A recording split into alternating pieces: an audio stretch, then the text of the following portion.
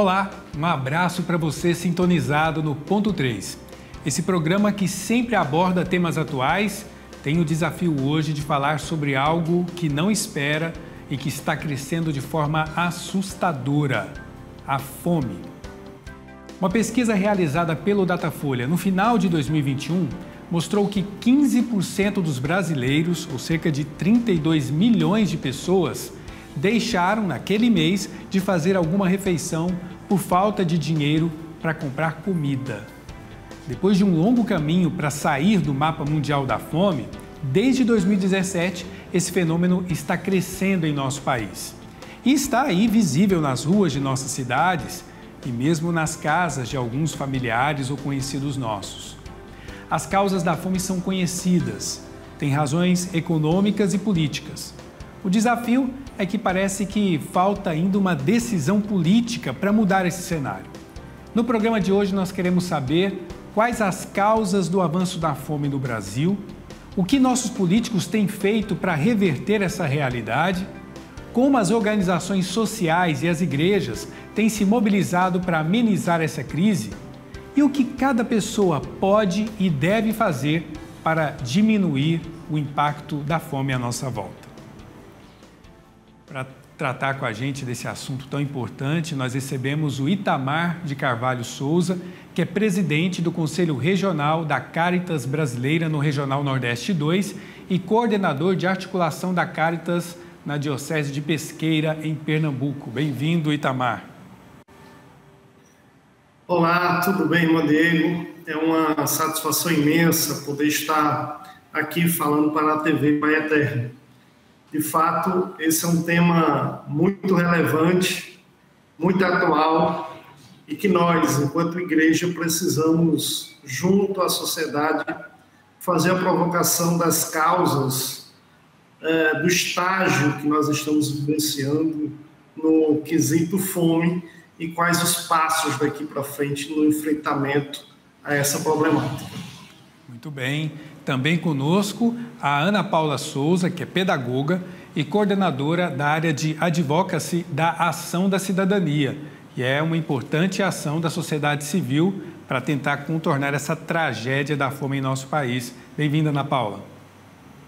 Obrigada, nós agradecemos também o convite e estamos felizes por poder estar aqui também falando sobre essa temática que é tão importante e que precisa ser debatida e discutida e ser colocada como prioridade na nossa sociedade. Eu começo com você, Ana Paula. A Ação da Cidadania é um projeto histórico no combate à fome em nosso país, é uma iniciativa que ajudou a erradicar, tirar o Brasil do mapa da fome e que parece que agora vai ter que refazer ou está aí atuando para refazer todo esse trabalho novamente.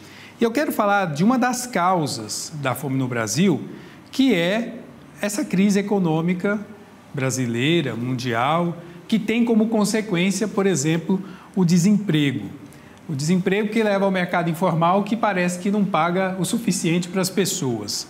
O que se tem feito na área da gestão da economia em nosso país, na visão da ação da cidadania, para resolver, por exemplo, essa que é uma das causas da fome em nosso país? Existe uma atuação nesse sentido ou parece que não estão preocupados com esse problema? Infelizmente, nós não vemos esse tema na pauta, do governo atual.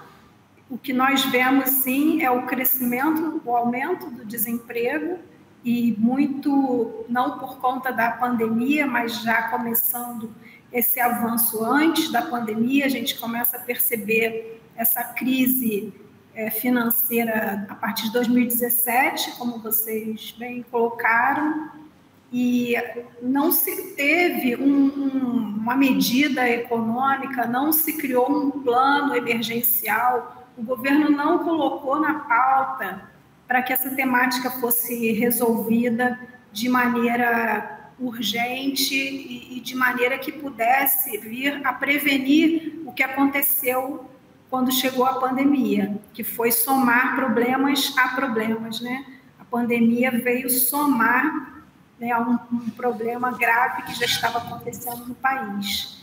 Então, a gente vê hoje, a gente está sofrendo hoje consequências de um problema que se está colocando, vamos dizer assim, a culpa na pandemia, mas que é um problema que já vem desde 2017 e com quase nenhuma medida de enfrentamento, muito pelo contrário. O que nós tivemos foram medidas de austeridade, né, e cortando gastos justamente onde se deveria ampliar, que vieram aí com força com a emenda constitucional 95, que congelou os gastos sociais por 20 anos no nosso país. Que é um absurdo, né? Uma medida totalmente oposta à direção em que deveria se estar indo para combater essa tragédia que a gente está vivendo hoje da fome. É um absurdo porque esse teto de gastos corta onde exatamente você não pode deixar de cortar, que é no cuidado com a vida, né? Não se cortou nos privilégios, não se cortou na estrutura da máquina pública, se cortou exatamente no cuidado com a vida, o que é realmente lamentável. E como a Ana Paula bem disse, né, a pandemia não é culpada de tudo, não. Ela só piorou o que já estava vindo como um problema na sociedade há alguns anos. Mas, Itamar, nessa política aí de teto de gastos, em que os pobres estão pagando a conta da gestão do ruim, né, dos gestores públicos, veio o corte nas políticas sociais. Como é que esse corte tem impactado na população mais carente? Por exemplo, a substituição do Bolsa Família pelo Auxílio Brasil. Que benefício isso trouxe para a população mais carente no nosso país? Rodrigo, é importante a gente também destacar aqui que outras políticas, para além do Bolsa Família, que está estritamente ligado à questão da segurança alimentar e nutricional, à questão da autonomia das populações ribeirinhas, das populações que estão no semiárido, por exemplo, e que é um dos lugares mais afetados, mais impactado também com essas ações, principalmente na questão do teto de gasto, se nós, por exemplo, analisarmos o programa Cisternas, que nos últimos anos vem minguando a sua quantidade de investimento, os seus recursos. Se nós observarmos, no ano de 2021, foram executados pouco mais de 3 mil cisternas em todo o país. Então, um número ínfimo diante da necessidade, diante daquilo que já foi feito pelas organizações, pela sociedade, nesse quesito do combate à fome através da segurança alimentar e nutricional, através das tecnologias sociais. A transformação do Bolsa Família no Auxílio Brasil apenas é uma transferência de renda que muitas das vezes não tem chegado de fato a quem mais precisa, a quem é chefe de família, a quem está desempregado, aos ambulantes que ficaram comprometidos com a chegada da pandemia. O Auxílio Brasil se tem dado visibilidade a isso. É importante destacar que também só se tem provisão orçamentária e previsão orçamentária para esse programa até dezembro desse ano. Importante dizer de que essa política nós precisamos pautar nesse momento junto à sociedade, porque nós estamos levando junto com essa política a margem, uma quantidade enorme de famílias e de pessoas indo direto para a miserabilidade, para a vulnerabilidade social. Nós pegarmos os perfis dos municípios que estão hoje cadastrados justamente no Ministério da Cidadania, no Cadastro Único, nós vamos ver que grande parte das pequenas e médias cidades tem mais da metade, quase metade da sua população entre pobre e extremamente pobres. Então, é importante a gente destacar que essa é uma realidade que está generalizada no país, né? E aí a gente tem um aumento da população de rua e de uma série de outro público que tem ganhado força e que precisamos estar atentos e buscar pautar isso enquanto sociedade organizada. Esse número que você trouxe, de 55 milhões, seria mais ou menos, não sou muito bom de matemática, mas seria mais ou menos de cada 4 brasileiros, 1 está nessa situação.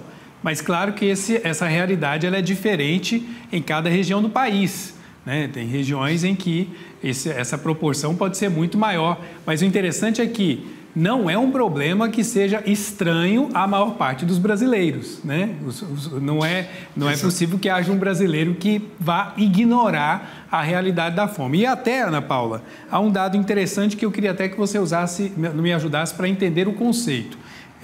O Itamar falou desses 55 milhões que passam fome, e lá no portal da Ação da Cidadania tem uma informação de que temos 116 milhões de pessoas em situação de insegurança alimentar. É um número impressionante. O que esse número está comunicando? Então, existem vários níveis, né, de insegurança alimentar, vários graus de insegurança alimentar. São 4 principais. O mais grave, o estado de insegurança alimentar grave, é a ausência do alimento dentro da família, por parte tanto dos adultos quanto das crianças. Então, antes desse grau de insegurança alimentar grave, existem outros níveis, né? A insegurança alimentar leve e moderada. Então, quando ainda é leve, a família tem a preocupação com relação ao alimento, a sua alimentação saudável, adequada, né? Ela já começa a se preocupar, né, com a qualidade dessa alimentação. Né? Quando chega ao estado de insegurança alimentar moderada, né, os adultos já começam a deixar de se alimentar para garantir a alimentação das crianças. Né, afeta não só a qualidade do alimento, como a quantidade do alimento. E a grave é quando não tem ausência do alimento. Então, desde esse nível de insegurança alimentar leve até o moderada, a gente encontra mais da metade da população brasileira. Então, menos da metade da população do Brasil está se alimentando adequadamente, tanto em nível nutricional, qualidade da alimentação, quanto na quantidade desses alimentos. Então, é menos da metade da população que tem esse direito humano, né, preservado, e mais da metade sofrendo com esses graus de insegurança alimentar. Isso é uma tragédia. É uma tragédia num país que não tem justificativa para a fome, num país que já provou para o mundo, já foi referência no mundo, com políticas públicas aplicadas que tiraram o país do mapa da fome da ONU, né, em 2014. Nós saímos do mapa da fome graças a um conjunto de políticas públicas que foram praticadas. Então, o Brasil mostrou e provou para o mundo que era possível. Aliás, Ana Paula, quando falamos em políticas públicas, eu queria que você também ajudasse o público a entender isso. Nós não estamos falando de um programa social apenas que coloca o dinheiro, como era o caso do Bolsa Família ou é o caso do Auxílio Brasil agora. Políticas públicas estão falando de algo mais amplo. Aí você poderia exemplificar quais dessas políticas públicas foram paralisadas por conta desse corte de gastos? Acho que uma delas, né, que já foi comentado, o programa das cisternas, que levava a água, né, acesso à água para as famílias no semiárido. Esse programa foi de um impacto muito forte na saída de milhares de pessoas, né, da fome, porque a água é um alimento, né, e sem água você tem a sua segurança alimentar comprometida. Sem a água, a agricultura familiar, né, nessas regiões fica comprometida. Então, foi de um grande impacto o programa de cisternas ter sido paralisado. Foi um outro grande impacto a questão do desinvestimento no apoio, no fortalecimento da agricultura familiar.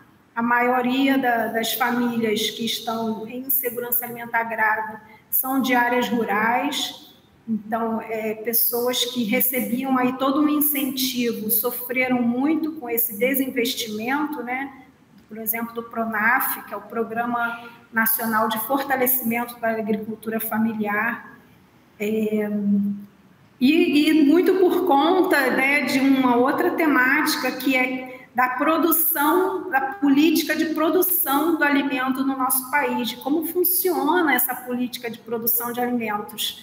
Porque a gente vê notícias de que, por exemplo, que o Brasil está batendo recordes de safras de produção de alimentos, no momento em que a maioria da sua população vive num estado de algum grau de insegurança alimentar. Então, é bem contraditório, é uma informação que precisa ser muito bem trabalhada, né, discutida na sociedade, porque que tipo de política de produção de alimentos é essa, que produz alimentos utilizando um grande número de agrotóxicos, que foram liberados também um número recorde de agrotóxicos no nosso país, em poucos anos, né, em 3 anos foi liberado um número recorde de agrotóxicos, um aumento de produção de uma safra que é exportadora de commodities, né, um avanço, né, nas queimadas, um avanço na questão das terras indígenas, né, sobre as terras indígenas e quilombolas, para a produção do agronegócio, por exemplo, mas é um agronegócio exportador, né, que trabalha na produção de alimentos não para alimentar a população brasileira, mas para exportação, e que nós não temos o retorno, né, a maioria da população não tem o retorno dessa produção, e isso é comprovado através desses números da fome no país. Então, é uma política pública que, ao invés de investir na produção nos pequenos agricultores, na agricultura familiar, que produz o alimento que vai ser consumido no país, a política optou pelo investimento no agronegócio exportador de commodities, que vem tendo aí como consequência essa produção que não abastece a mesa do brasileiro. É uma opção que a gente já tem a confirmação, né, Ana Paula, que não dá certo, porque ela resolve para a parte de cima, digamos, da camada social e faz com que a parte de baixo, que cresce cada vez mais, não tenha oportunidades e não tenha o direito a esse básico que nós estamos falando aqui, que é o direito à alimentação, ligado ao direito à vida. Então, já está muito claro que há uma opção incorreta feita pelos nossos políticos ao priorizar essa área da economia, mas que provoca tantas consequências nefastas numa classe da população. Eu queria ouvir o Itamar a respeito dessas ações da igreja, tanto nas dioceses como dos organismos da igreja, para poder amenizar essa situação, tanto nas pequenas cidades como nas grandes cidades. O que tem sido feito e como tem sido a adesão das dioceses, das paróquias nesses projetos? Então, a CNBB tem incentivado, né, e apoiado a campanha Tempo de Cuidar. Ela não parou no período mais forte da pandemia, ela continua. É importante dizer que as dioceses vêm falando sobre isso, vêm mobilizando os seus fiéis para que possam contribuir, mobilizando a sociedade para que possam contribuir. Então, nós, enquanto Igreja Católica no Brasil, as dioceses têm vivenciado a campanha Tempo de Cuidar. Muito embora a gente entenda que isso também não dá conta de resolver o problema que nós estamos enfrentando.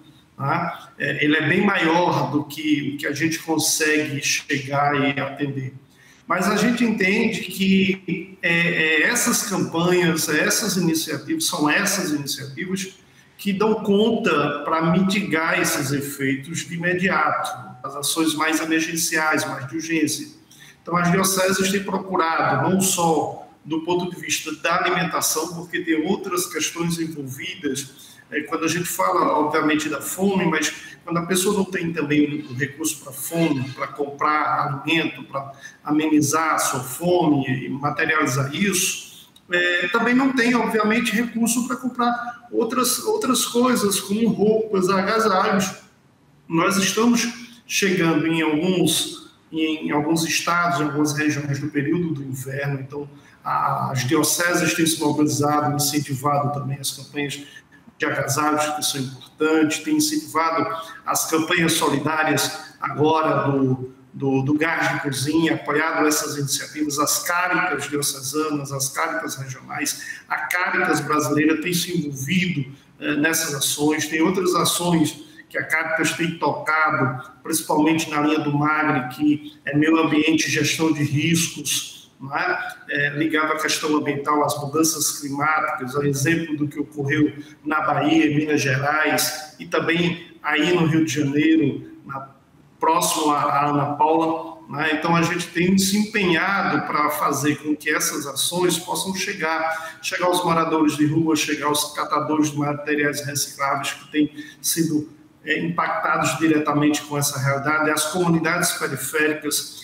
E conforme os dados que nós estamos colocando, mencionando aqui, que a Ana Paula trouxe com muita propriedade, nós temos presenciado esse aumento, como disse antes, nas pequenas e médias cidades, de forma bem mais evolutiva, a crescente da fome.